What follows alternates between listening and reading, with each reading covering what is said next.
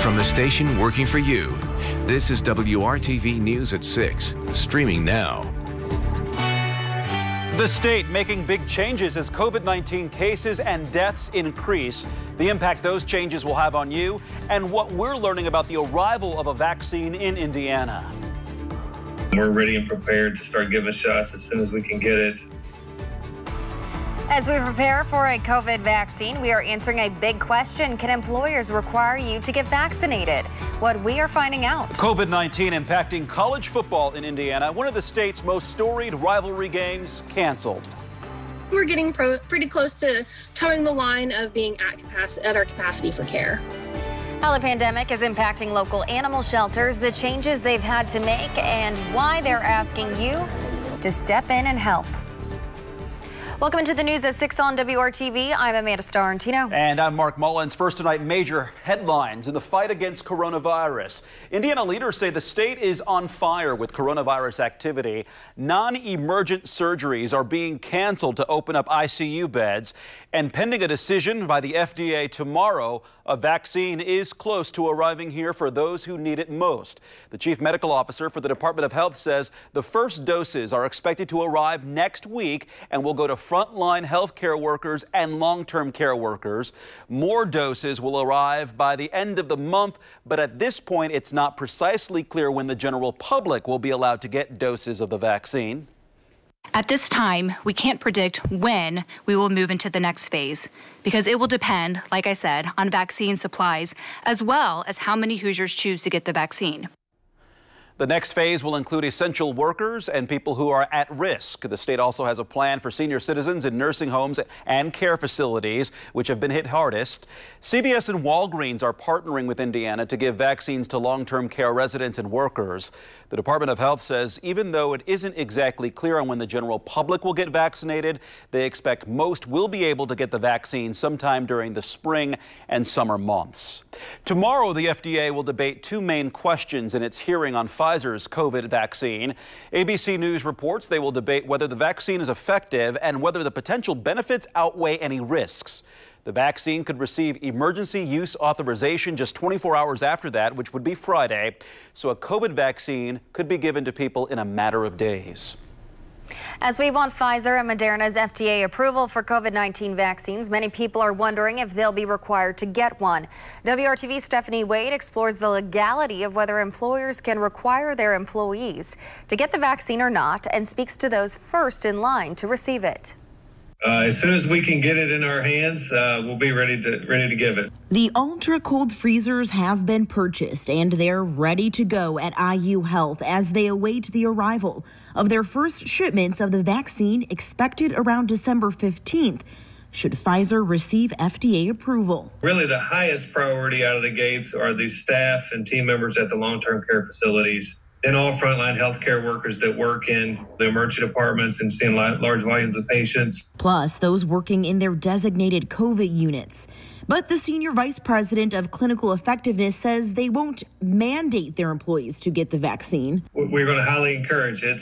We won't require it just because it's new. So even though, it's going to have a ton of data through tens of thousands of patients through the studies.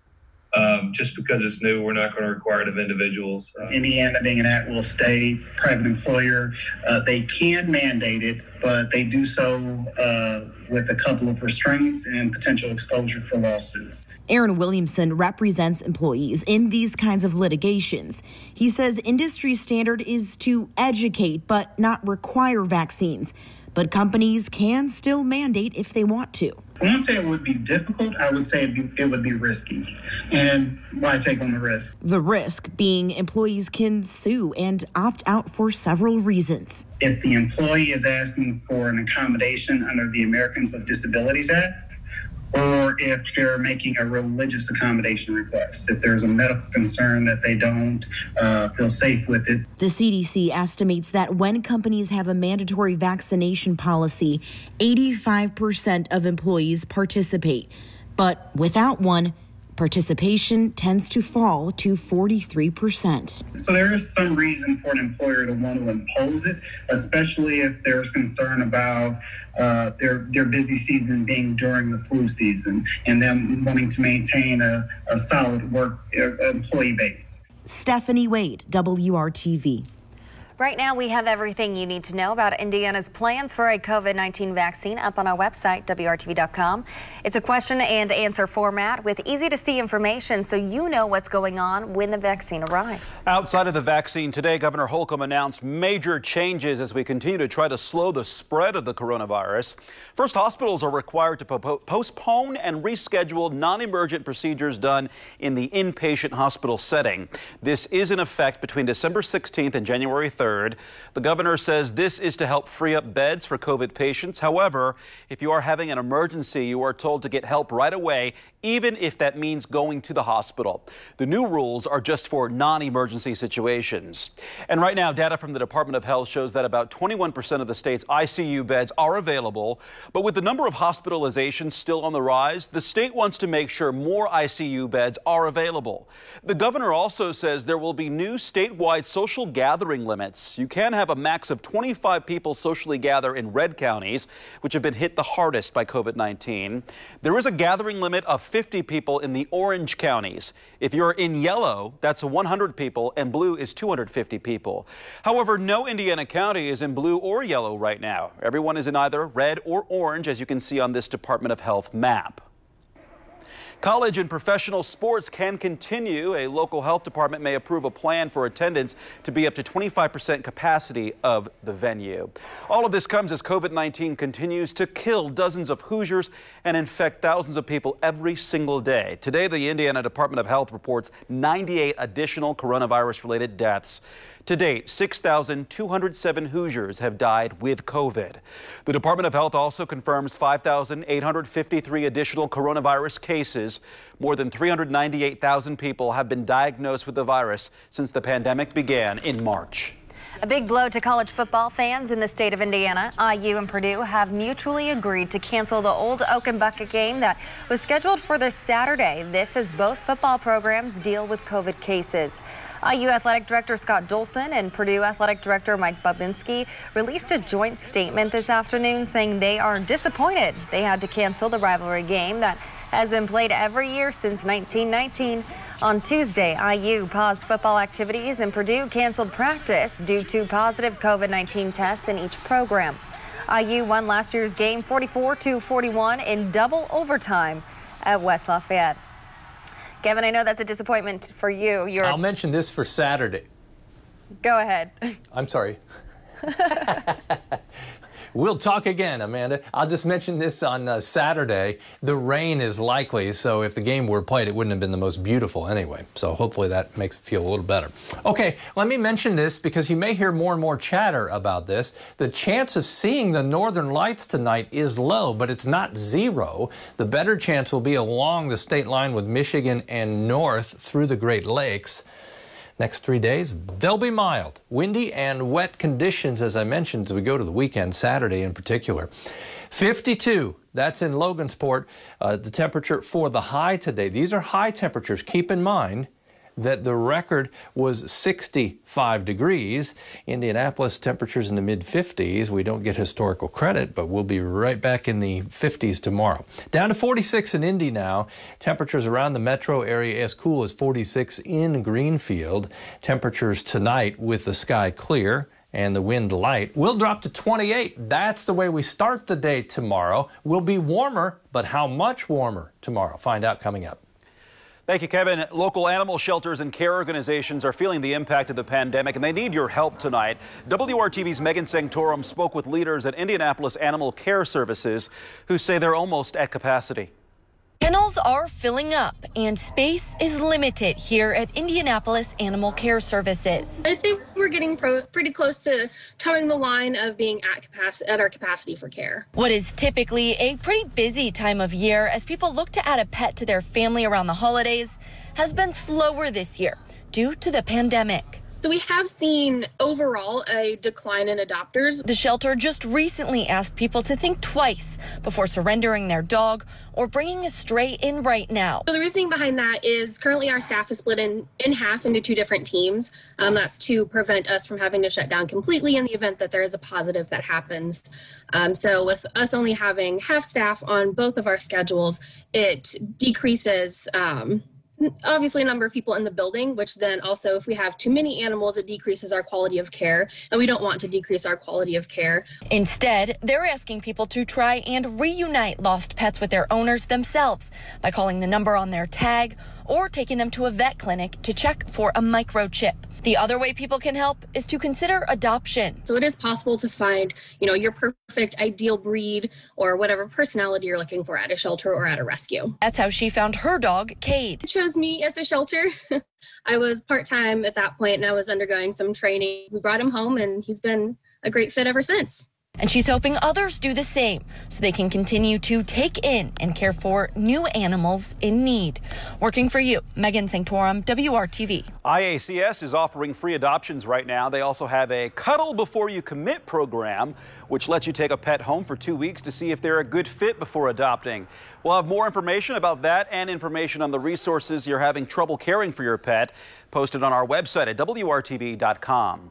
Meanwhile, an animal neglect investigation is underway in Madison County after 18 dogs were rescued from a home there. This, according to the Animal Protection League. They posted these pictures online saying the animals were emaciated, unsocialized, and severely neglected. Several of the dogs were transferred to the Hamilton County Humane Society. The others will recover in foster homes. They hope to be able to find loving homes for all of the dogs after they undergo medical treatment. Now to a major concern for the restaurant and hospitality industry. A new survey from the National Restaurant Association reveals that more than 30% of Indiana restaurant owners do not expect to be open in the next 6 months.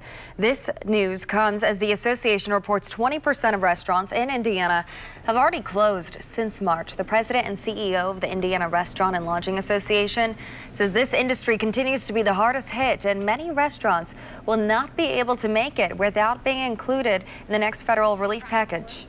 This does not take into account November, and November sales figures were awful. Particularly for that family dining restaurant on up, those restaurants have just been absolutely decimated. I'm pretty sure that everyone else out there is tired of asking themselves what they're going to make for dinner tonight. So supporting your local bars and restaurants and ordering from the places that you love so that you know that when we come out the other end of this, that they're going to be there for you to go back and enjoy. The co-founder of Sun King Brewery Company says foot traffic at all of their locations is down 50% this month, and their Marion County locations are seeing the biggest decline in sales due to restrictions on capacity. Tonight, we have reached out to Congressman Andre Carson and Senator Todd Young about including the hospitality and restaurant industry in the relief package. We will put full statements on the WRTV News app. Developing tonight, new data from the Domestic Violence Network shows there's a greater need for education on the topic of domestic violence in Indiana, and the need for shelter for victims is only growing. This week, the organization released a report and key findings from a study using data from 2018 and 2019 from Central Indiana care providers. This report includes data from Marion County and 8 surrounding counties. In that time, there were more than 28,000 calls to agencies from domestic violence victims. The increased call volume led to more than 2,000 individuals being denied service. We spoke with Kelly McBride about these concerning statistics for our communities and learned more about how the pandemic is making an impact on domestic violence cases in 2020.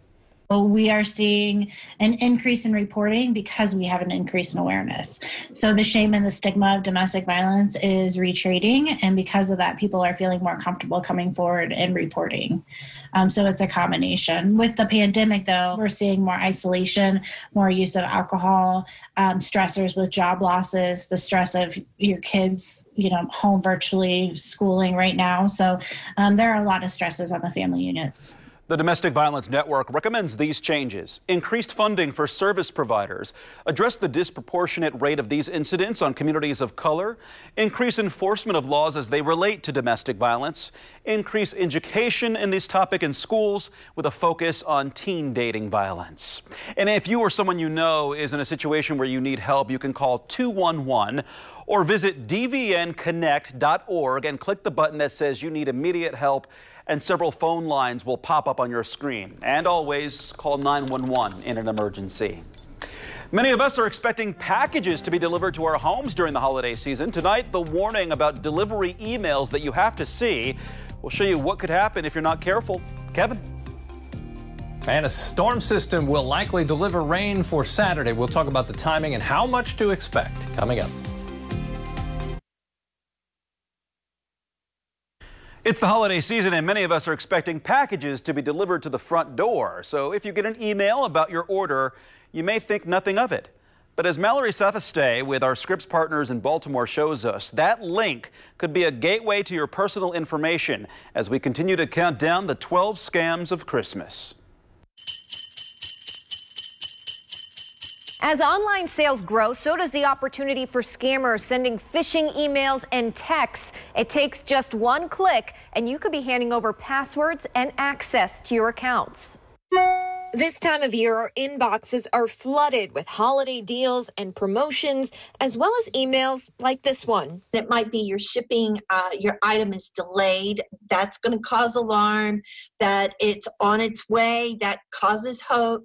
So we have a tendency to want to look at this information. And while the logo is real, the email is fake. The sender hoping you instinctively click the link. The link can take you to a fake website requesting personal identifying information, or the link can release malware into your phone or your computer. Over the summer, we saw an increase in text message scams as online sales surged. Again, they provide you just enough to make you believe it's from a real shipping carrier as a way to reel you in. That malware is designed to capture your personal information like passwords through keystrokes. An easy way to avoid temptation: keep a folder in your inbox just for order and tracking information. Move it over there, and if you get a notification of shipping that tells you your order's delayed or something, go back and verify. Did you really order something that's going to be delivered to you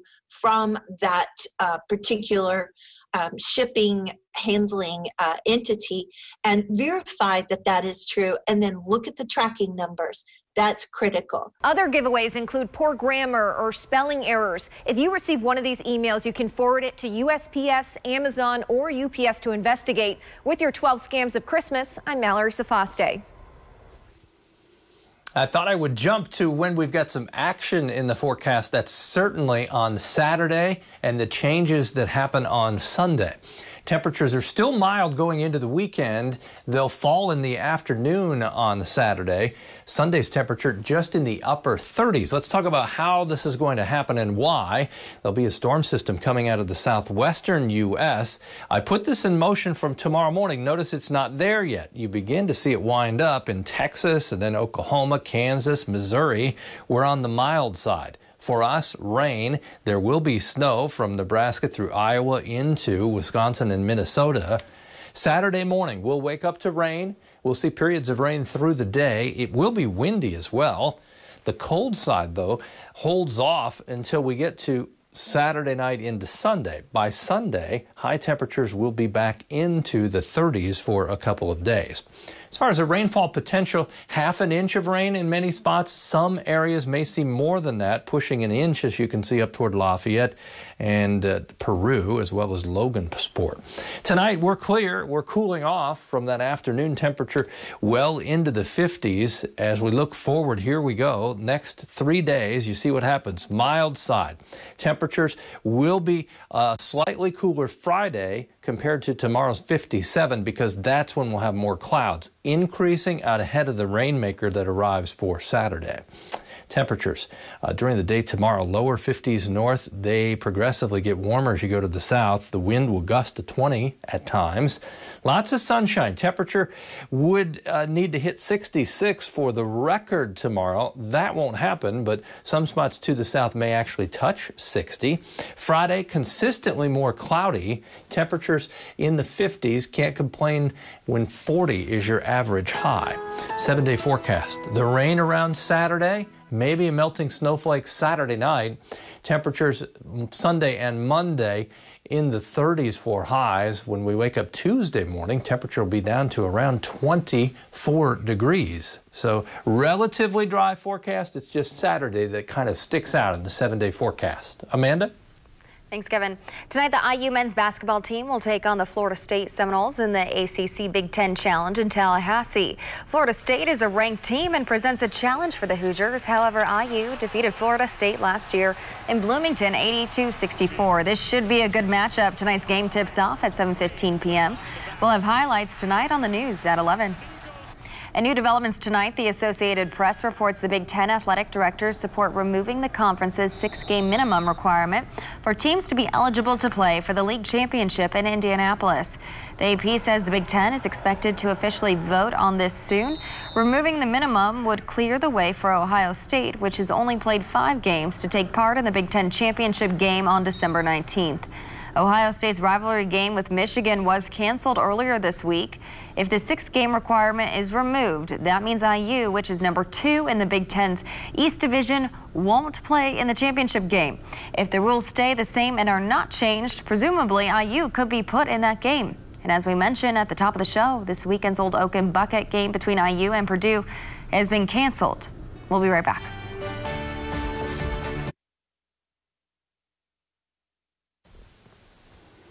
Temperatures tomorrow, here we go again, back into the 50s, 57 for the afternoon high.